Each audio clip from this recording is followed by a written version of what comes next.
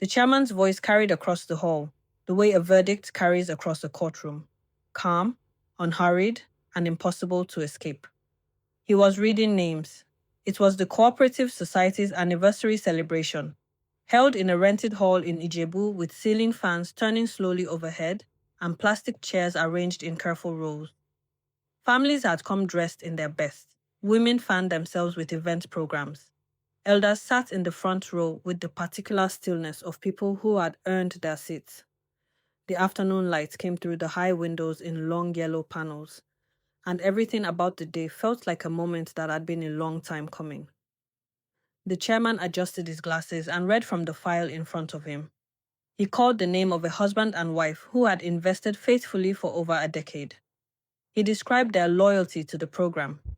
He paused briefly, the way a man pauses when he is about to say something that matters, and then he announced that the couple had registered their investment under the names of their 2 daughters, to be honored and received jointly, as the parents had specifically requested. 2 daughters. He read both names aloud. In the family section, Helen shifted in her seat. She had come dressed carefully, a deep wine-colored fabric, her jewel tied with the precision of a woman who understood the weight of appearances. She had brought Uncle Martin and his wife, Cousin Jerry, and 2 other relatives she trusted to reflect well on her. She had arranged the seating herself. She had greeted the chairman's assistant warmly when she arrived, mentioned her parents' names with practiced grief, and accepted the condolences that followed with a bowed head and quiet eyes. She had not brought her sister. She had not told her sister this event existed. And now the chairman was standing at the podium reading both their names into a room full of witnesses, and Helen's smile did not move, but something behind it did. To understand what was at stake in that hall, you have to go back to the house where 2 sisters grew up. Their parents, Leonard and Zainab, were not wealthy people by the world's measure. They were careful people.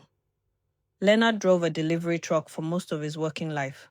Zainab sold fabric from a stall at the local market, saving coins the way other women saved complaints. Quietly, persistently, with a kind of faith that the accumulation would eventually mean something. They lived in a modest compound house at the edge of a busy neighborhood, and they raised 2 daughters inside it with the same hands but very different results.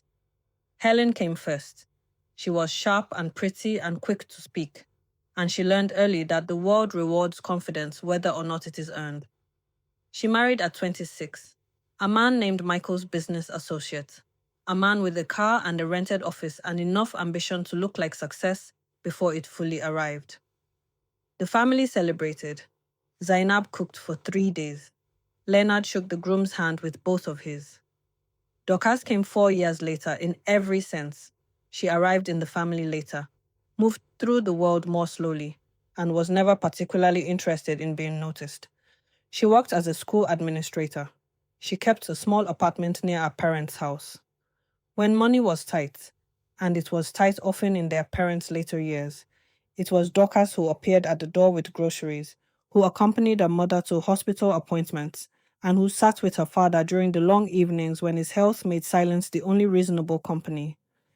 She was not praised for these things the way Helen was praised for her wedding photographs. That was simply how the family was arranged. When Leonard died, Zainab followed him within 6 weeks, as though she had decided that wherever he had gone was close enough to follow. The family said she died of grief. The doctor said her heart had been weakening for years. Both things were probably true. Helen stepped forward immediately. This was what she did well. She moved into the space that loss creates and made herself essential. She organized the mourning arrangements. She spoke to the pastor. She collected documents from neighbors who had witnessed land agreements and informal loans. She told relatives that the estate was small, mostly the old house and some outstanding debts, and that she had handled what remained. She said it with the calm authority of someone who had looked at the numbers and made peace with them. No one questioned her. Why would they? Helen was the capable one. Helen was the one who always knew what to do. Dorcas accepted our sister's word the way she accepted most things, without drama, without suspicion, with the quiet trust of someone who had never been given a reason to doubt a person she loved. What Dorcas did not know, what no one in the family knew except the woman sitting in that wine-colored fabric with the carefully tied jail, was that Leonard and Zainab had been saving money through a cooperative society in Ijebu for 11 years. They had never mentioned it because they wanted it to be a surprise. They had registered the investment under both daughters' names from the very beginning, with a specific instruction. The inheritance was to be received jointly. Helen had discovered this during the weeks she spent collecting documents after their mother's death. A letter had arrived at the family house, a routine update from the cooperative society, referencing the account and referencing both names. Helen had read it alone, standing in the corridor of her parents' empty house with the smell of incense still hanging in the air from the mourning period. She had folded the letter carefully and put it in her bag. She had driven to Ijebu the following week. At the cooperative office, she met a staff member named Havila, a precise, courteous woman who explained the account in full. Helen listened. She asked her questions carefully, the way a person asks questions when they already know the answers they want.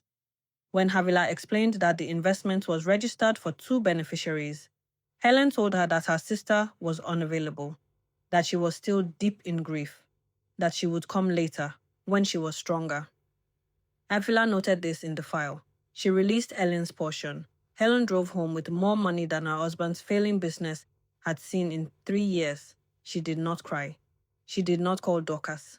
She sat in her car outside her house for a long time, and then she went inside and began making plans. By the time the family gathered for the first remembrance dinner 3 months after Zainab's death, Helen's house had new tiles in the sitting room. Her husband Vincent had settled debts that had aged like wounds. She moved through the family gathering with the energy of a woman who had been quietly vindicated by life, as though her parents' deaths had, in some strange way, confirmed what she had always believed about herself. Uncle Martins raised a toast to her. "This is a woman who knows how to manage," he said, his cup lifted. "Even in loss, she has kept her head. We should all learn from her." The room agreed. Dorcas sat at the far end of the table. She had brought food. She always brought food. She had helped arrange the chairs. She was wearing a simple black dress and the kind of tie that does not show on the face, but lives somewhere behind the eyes. She smiled when the room smiled. She clapped when others clapped. She did not know that the toast was being drunk to a woman who had taken something that belonged to half the people raising their cups. Outside, after the gathering ended, she walked home past her parents' old compound.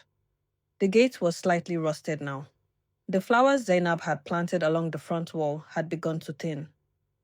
Dorcas stopped at the gate and held it for a moment, not to enter, just to feel the metal under her hand.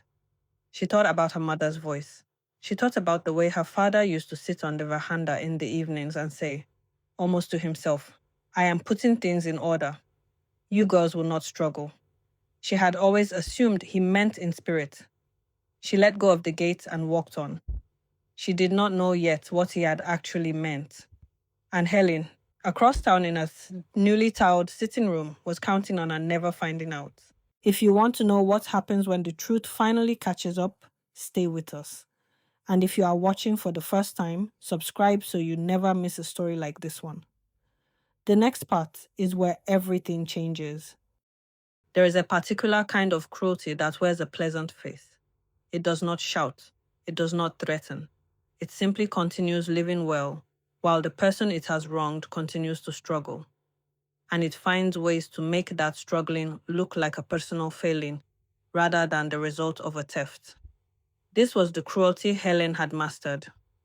In the year that followed their parents' death, Helen's life opened like a flower that had been waiting for the right season.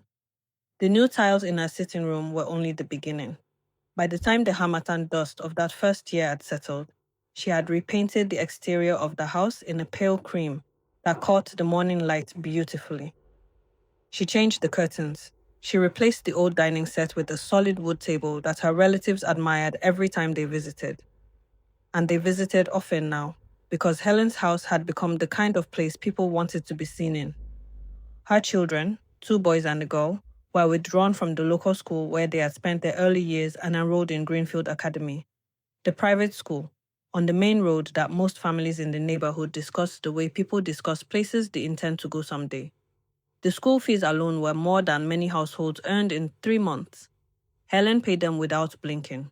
When relatives asked how she managed it, she spoke about discipline, about planning ahead, about making sacrifices early so that your children would not have to make them later.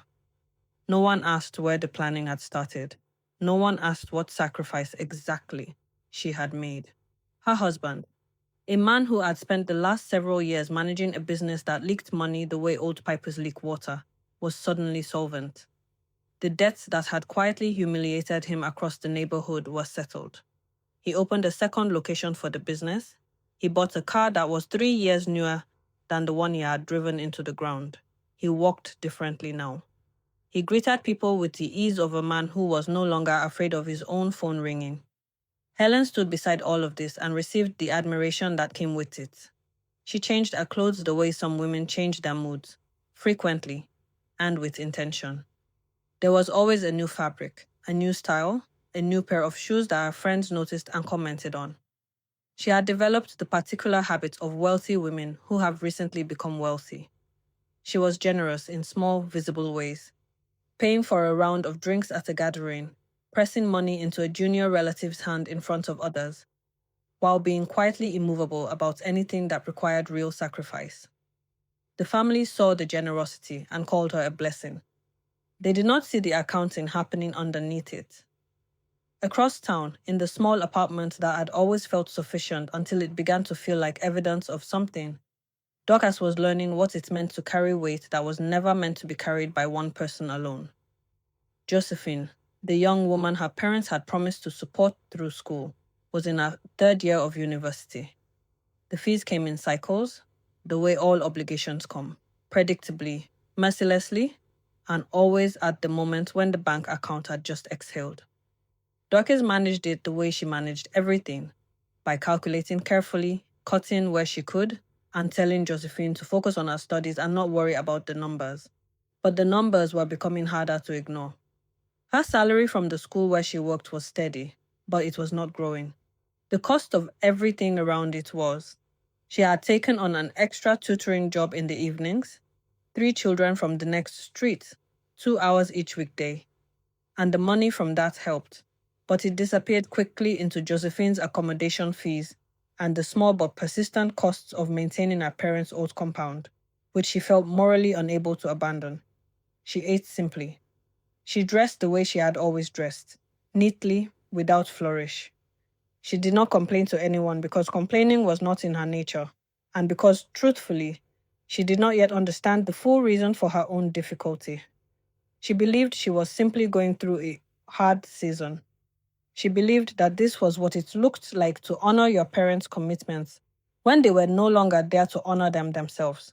She did not know that there was money, her money, protected under her name, sitting in an account in Ijebu that her sister had decided she would never see. It was a Tuesday evening when Dorcas finally made the decision she had been resisting for weeks. She sat at a small kitchen table with Josephine's next semester invoice in front of her and a figure in her savings account that did not reach the bottom line. She had turned the problem in every direction she could think of. She had looked at what she could sell and found nothing she could part with that would make a meaningful difference. She had considered the tutoring families and knew she could not ask them for more than the agreed amount. And then, as the evening light went flat and the sounds of the neighborhood settled into the familiar rhythm outside her window, she thought of Helen. She did not want to ask. That was the honest truth. There was something in her that resisted it. Not pride exactly, but a kind of instinct. The way a hand hesitates before touching a surface it is not sure about. But she pushed the instinct aside. Helen was her sister. Their parents had raised them in the same house, eaten at the same table, prayed over them with the same hands. If she could not ask her sister for help, who was left? She called first to prepare the ground. Helen answered warmly as she always did, and agreed to see her the following afternoon. Dorcas arrived at Helen's house with the invoice folded in her bag and the specific uncomfortable sensation of needing something from someone who had more than you. She sat in the sitting room with its solid wood dining table and its new curtains and its smell of air freshener and wealth, and she explained the situation plainly. Josephine's fees, the shortfall, the timeline. She did not dramatize it. She presented it the way you present a problem to someone you trust, clearly without decoration, with the assumption that the person listening is on your side. Helen listened with her face arranged into an expression of sympathy. Then she sighed. It was a long-waited sigh, the kind that prepares the listener for a disappointment.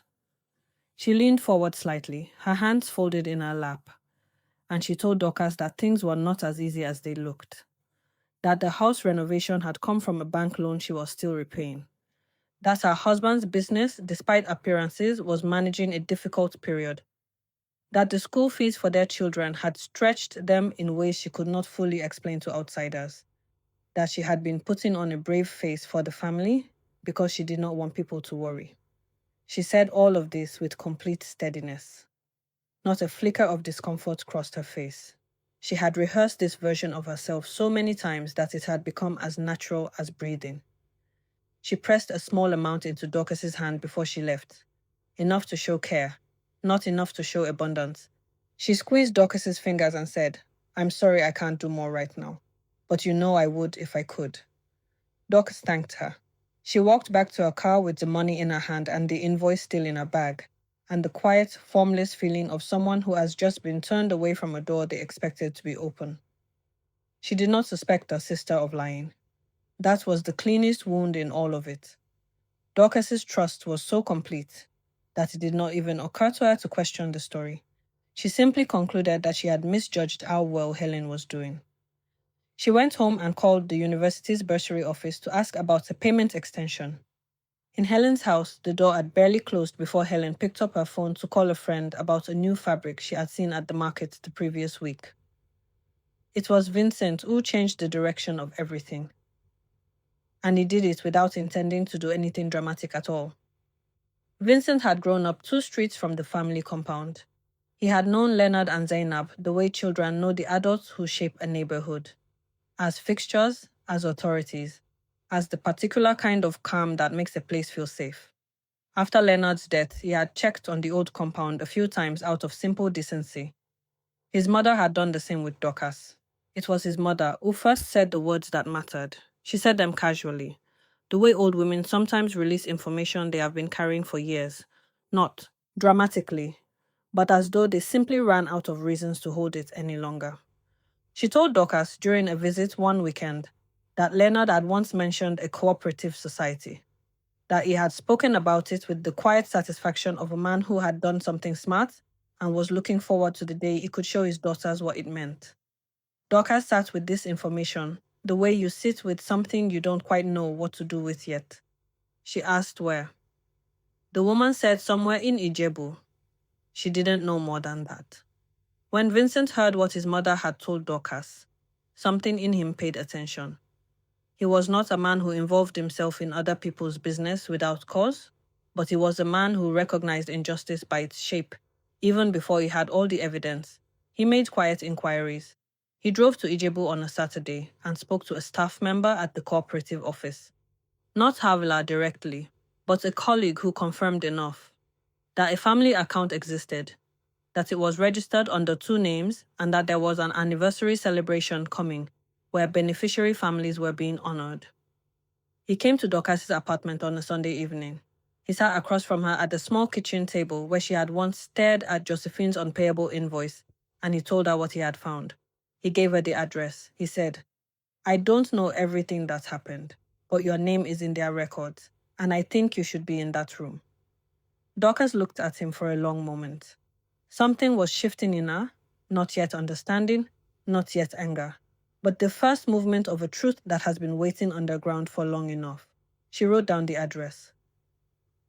At the Cooperative Society's office, Havila was preparing the anniversary program with the careful attention she brought to all her work. She pulled the old files for the honored families. When she reached Leonard and Zainab's accounts, she reviewed it the way she reviewed all of them. Completely, without shortcuts. Both daughters' names were on the registration document.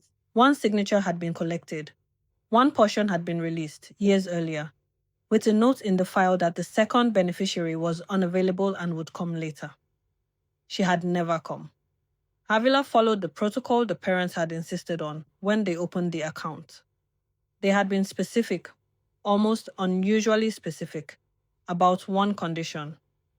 If only one daughter came forward without the other, the second portion was to be held until both were present or until the truth of the situation became clear. Leonard had said it plainly, in the language of a man who perhaps knew his daughters better than they knew each other. Do not release everything to one hand. Both of them must be there. Havila prepared 2 anniversary invitations. She sent them both to the family's last known address, the old compound on the edge of the neighborhood. She did not know that one of the daughters no longer lived there. She did not know that the other one visited regularly enough to collect the post. Helen found the envelope on one of her routine visits to check on the property. She saw both names on the invitations. She stood in the corridor of her parents' empty house, the same corridor where, years earlier, she had first read the Cooperative Society's letter and made her decision. And she read the invitation fully. She put both envelopes in her bag. She drove to the venue the following day to confirm her reservation. She reserved 1 seat. She told no one. What Helen did not know, what she could not have known, because Avila had never mentioned it, and the file's second condition had never been discussed with her, was that the second portion of the inheritance had never been touched. It had been sitting in the account the entire time, protected by her parents' instruction, growing quietly the way patient things grow. She had taken what she thought was everything. She had taken half. And on the morning of the anniversary celebration, as Helen dressed in her wine-colored fabric and arranged her jewel in the mirror with the satisfaction of a woman who had managed things well, Dorcas was already on the road to Ijebu. Vincent was driving. Neither of them fully knew what they would find when they arrived, but the room was about to have both daughters in it for the first time, and Havila had the file open on the table, beside the chairman's podium. The room is about to go silent. Stay with us, because what happens next is something Helen never saw coming. If this story is holding you, subscribe to the channel and share it with someone who believes that patience always finds its reward. There is a moment in every story built on stolen ground when the earth begins to shift beneath the person who built there. For Helen, that moment did not arrive all at once. It came the way death comes, quietly at first, in small tremors that are easy to dismiss, and then with a weight that cannot be ignored. The money their parents had left had never been infinite. Helen had treated it as though it were a personal miracle, a reward for being the daughter she believed she had always been. She had spent it with the confidence of someone who did not expect to be questioned. The business expansion, the school fees, the new car, the fabrics, the furniture, the visible, curated life that the family admired from a respectful distance. But miracles, when they are built on other people's portions, do not last. By the time the anniversary celebration arrived, the second location of her husband's business had already begun to struggle. The market had shifted. The manager he had hired was not trustworthy. The clients who had come in the first flush of the business's renewal had not stayed in the numbers required. The new car needed repairs that were not small. The school fees for Greenfield Academy arrived each term with the merciless punctuality of all expensive things, and the account they drew from was no longer being replenished by anything except hope. Helen's husband had stopped mentioning the business at family gatherings. He had developed the habit of changing the subject when relatives asked how things were going, a small, practiced deflection that Helen recognized because she had taught it to him. The wine-colored fabric she wore to the ceremony was one of the last new things she had bought herself. She had noticed, in the weeks before the event, that she was calculating more carefully than she had in years. That the ease she had moved through life with, the ease that was never really hers to begin with, was thinning at the edges. She had told herself it was temporary. She had driven to Ijebu believing that the day would go the way she had arranged it, the way she had arranged everything. She would be honored. The family would see her seated in the beneficiary section. She would receive whatever acknowledgement the ceremony offered, and return home with her story intact. She had not planned for the door to open. She had not planned for Dorcas. Dorcas had sold her car 3 weeks before the anniversary. She had not done it dramatically. She had simply looked at Josephine's final year fees, the largest invoice yet, because final year came with its own particular demands. And she had looked at what she had, and she had made the calculation without allowing herself to feel sorry about it. The car was a means. Josephine's education was a promise. The promise mattered more. She took commercial transport to work for those 3 weeks. She did not tell anyone why. When colleagues asked, she said the car was in the mechanics, which was the kind of not quite lie that people who are too dignified to explain their own sacrifice sometimes offer. Josephine graduated on a Thursday morning in a university hall that smelled of fresh paint and collective relief. She walked across the stage in her gown with the particular posture of someone who has worked for something so long that the achievement feels both enormous and inevitable. First-class honors in computer science. Her name read out clearly, followed by a pause. The pause that final year results officers give when the grade is exceptional. The hall applauded. Dorcas sat in the family section and pressed her hands together and said something under her breath that was not quite a prayer and not quite a thank you, and was probably both. 2 months later, Josephine received a full scholarship for postgraduate study abroad. A technology program at a university in the United Kingdom, funded, flights included, accommodation arranged. She had applied quietly, told no one except Dorcas, and received the offer in an email she read 3 times before she believed it. She called Dorcas immediately. Dorcas sat down on her kitchen floor. Not because her legs failed her, but because sitting felt like the right response to something that large. She sat on the floor of her small apartment and she wept. The kind of weeping that is not sadness, but is the body's way of releasing everything it has been holding in place for too long. She had sold her car. She had eaten simply. She had stretched every resource until it was as thin as it could go without breaking. And the child our parents had promised to help had just been given a future that no one could take from her. Dorcas arrived at the Cooperative Society's anniversary hall with Vincent beside her and the address written on a folded piece of paper in her bag, though she no longer needed it. She did not know what she was walking into. She knew only that her name was in a record somewhere in this building, and that her parents had apparently done something careful and quiet and loving that she had never been told about. She found the hall. She opened the door. The chairman was at the podium. Helen was in the front section with her back to the entrance. Havila was seated to the chairman's right with the open file on the table before her. The room was full. The door closing behind Dorcas made enough sound that several people turned. Havila looked up. She looked at the woman in the simple blue dress who had just entered. And then she looked at the file in front of her. And then she looked at the chairman. She leaned forward and said something quietly to him. The chairman paused mid-sentence. He looked at Dorcas. He looked at the file. He looked at Helen, who had turned in her seat now, whose face had changed in a way that no fabric or gel could conceal. He asked Dorcas her name. She gave it. He asked her to come forward. What followed was not a shouting match. It was not a confrontation. It was something quieter and more permanent than either of those things. The chairman explained the account from the beginning. He described how Leonard and Zainab had opened it 11 years before their deaths. He described the condition they had insisted on, that both daughters must be present to receive the inheritance jointly, and that if only one came forward, the second portion would be held until the truth surfaced. He confirmed that one portion had been claimed years earlier. He looked at Havila. Havila opened the file and confirmed the date of the earlier claim. She confirmed the note she had written, that the second beneficiary was described as unavailable. She confirmed that she had followed protocol and held the second portion according to the parents' instruction. She confirmed that it had remained untouched. The room was completely still. Uncle Martins, seated 3 chairs from Helen, turned slowly and looked at her. Cousin Jerry stared at the floor.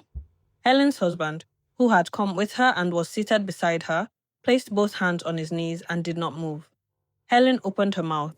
She said she had handled everything during a difficult time. She said there had been confusion.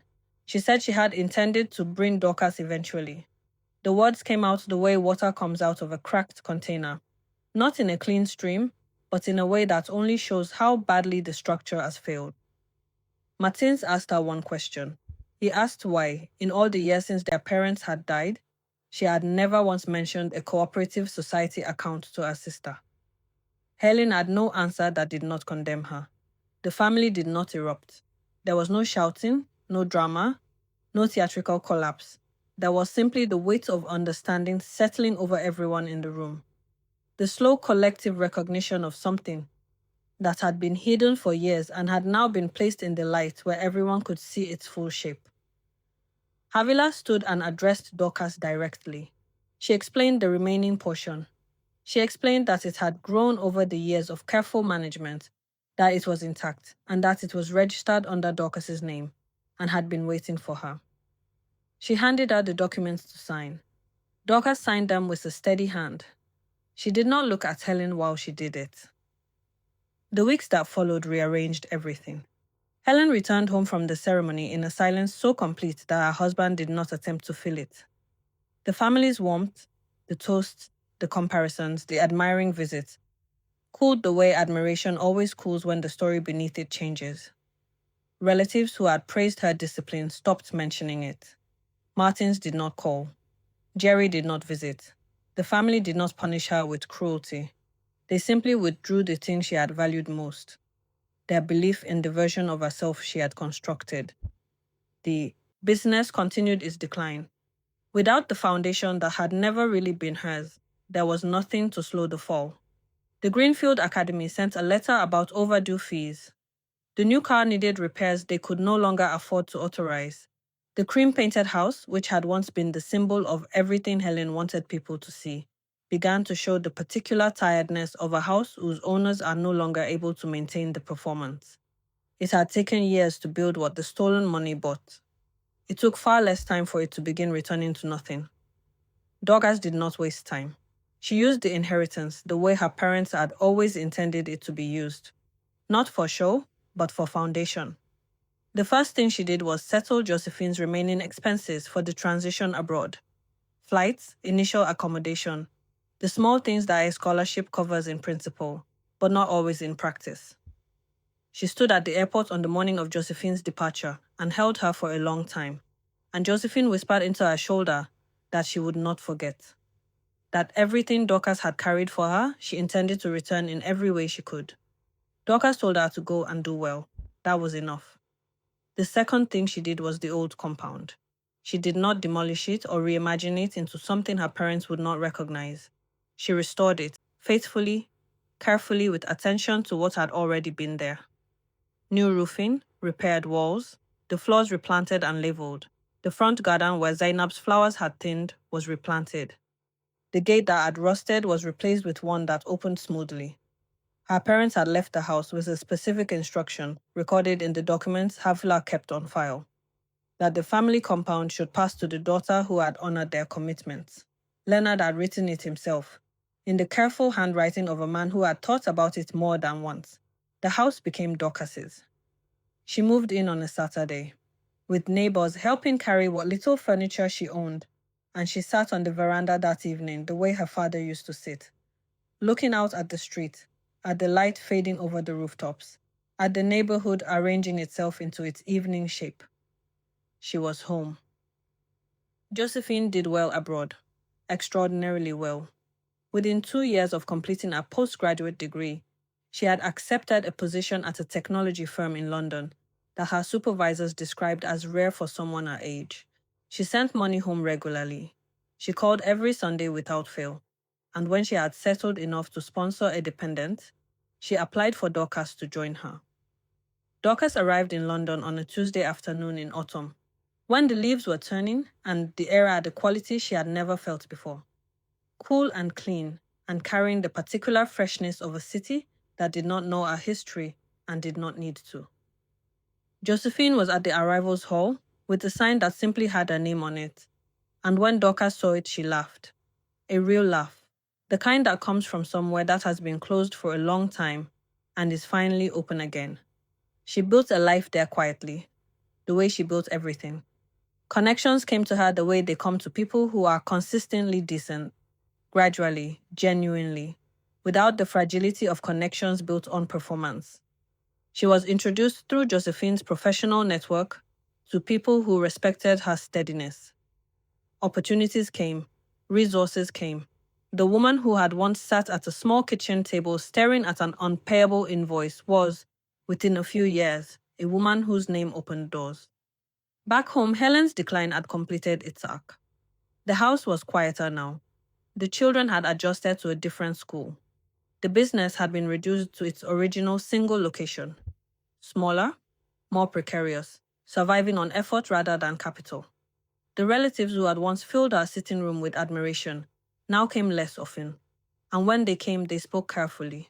The way people speak around a subject they all know about, but no one wants to name directly. Helen swallowed this in the particular silence of someone who understands finally that they have been the author of their own undoing. She called Dorcas on a Sunday evening. The same evening, Dorcas usually spoke with Josephine. The call connected, and for a moment, neither of them said anything. Then Helen spoke. She did not make excuses. She had tried that at the ceremony, and it had only shown everyone how empty the excuses were. She said only that she was sorry, that she had been wrong, that she needed help, and she had no right to ask for it, but she was asking anyway. Dorcas listened to all of it. When Helen finished, Dorcas was quiet for a moment. Then she said, "I forgive you, Helen. I want you to know that I mean it." Helen exhaled. "But I cannot help you," Dorcas said. "Not because I want you to suffer, but because what you chose to do, you must find your own way through. That is the only honest thing I can offer you." She said it gently, without anger, without satisfaction.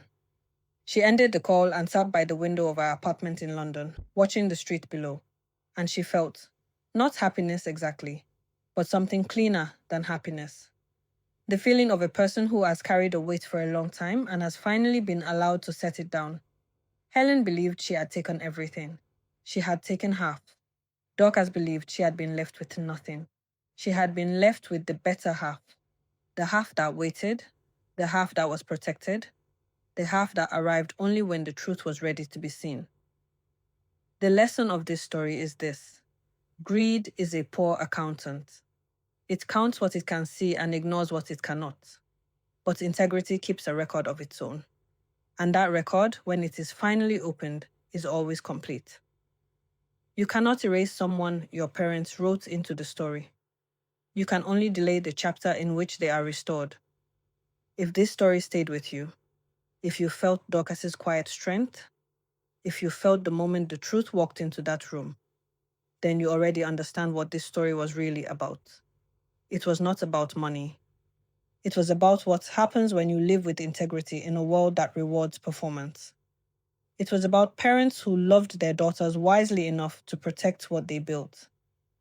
And it was about a woman who never raised her voice and never needed to. Leave a comment below and tell us, what is the one thing this story taught you? Whether it is about patience, about family, about the way truth protects what greed tries to take, we want to hear it in your own words. And if you watched all the way to the end, thank you. Genuinely. You are the reason these stories are worth telling. Subscribe if you have not already. Share this with someone who needs to hear it today. And we will see you in the next story.